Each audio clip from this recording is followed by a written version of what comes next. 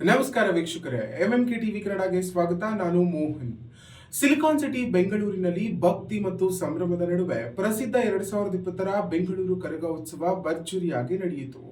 ಮಲ್ಲಿಗೆ ಹೂಗಳಿಂದ ಕಂಗೊಳಿಸಿದ ದ್ರೌಪದಮ್ಮನ ಕರಗ ವೀರಕುಮಾರರ ಅಬ್ಬರ ಮತ್ತು ಭಕ್ತರ ಗೋವಿಂದ ನಾಮಸ್ಮರಣೆ ನಡುವೆ ಸಾವಿರಾರು ಜನರ ಗಮನ ಸೆಳೆಯಿತು. ಧರ್ಮರಾಯ ಸ್ವಾಮಿ ದೇವಸ್ಥಾನದಿಂದ ಹೊರಟ ಈ ಮೆರವಣಿಗೆ 25 ಪೇಟಿಗೆಗಳಲ್ಲಿ ಸಂಚರಿಸಿ ಮಸ್ತಾನ್ ಸಾಬ್ ದರ್ಗಾದಲ್ಲೂ ಪ್ರದಕ್ಷಿಣೆ ಹಾಕಿತು. ಈ ಬಾರಿ ಮೈಸೂರು ದಸರಾ ಮಾದರಿಯ ಬೆಳಕು ಅಲಂಕಾರದಿಂದ ಮೆರುಗು ಪಡೆದ ಕರಗ ಉತ್ಸವ ಹೇಗಿತ್ತು ಅನ್ನೋದನ್ನ ನೋಡೋಣ ಈ ವರದಿಯಲ್ಲಿ.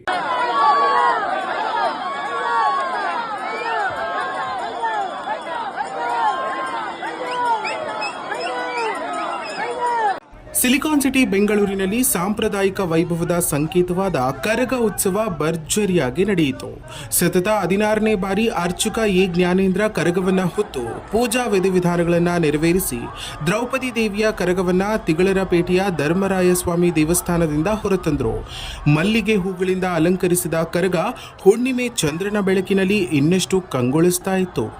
ವೀರಕುಮಾರರ ಘೋಷಣೆ, ಭಕ್ತರ ಗೋವಿಂದ ನಾಮಸ್ಮರಣೆ, ಹೂವಿನ ಸಮರ್ಪಣೆ ನಡುವೆ ಮೆರವಣಿಗೆ ಪ್ರಮುಖ ರಸ್ತೆಗಳು ಗಲ್ಲಿಗಳಲ್ಲಿ ಸಾಗಿತು. ಈ ಬಾರಿ ವಿಶೇಷವಾಗಿ ಮೈಸೂರು ದಸರಾ ಶೈಲಿಯ ಲೈಟಿಂಗ್ ಅಲಂಕಾರಗಳು ಕಣ್ಮನ ಸೆಳೆಯಿತು. ಬೆಳಕು ಮತ್ತು ಭಕ್ತಿ ಒಂದಾಗಿ ಉತ್ಸವಕ್ಕೆ ಹೊಸ ಮೆರುಗು ನೀಡಿದ್ವು. ಕರಗ ಮೆರವಣಿಗೆ 25 ಪೇಟಿಗೆಗಳಲ್ಲಿ ಸಂಚರಿಸಿ ಮಸ್ತಾನ್ ಸಾಬ್ ದರ್ಗಾದಲ್ಲಿ 3 ಸುತ್ತು ಪ್ರದಕ್ಷಿಣೆ ಹಾಕಿ ಧರ್ಮ ಸೌಹಾರ್ದದ ಸಂದೇಶ ಸಾರಿತು.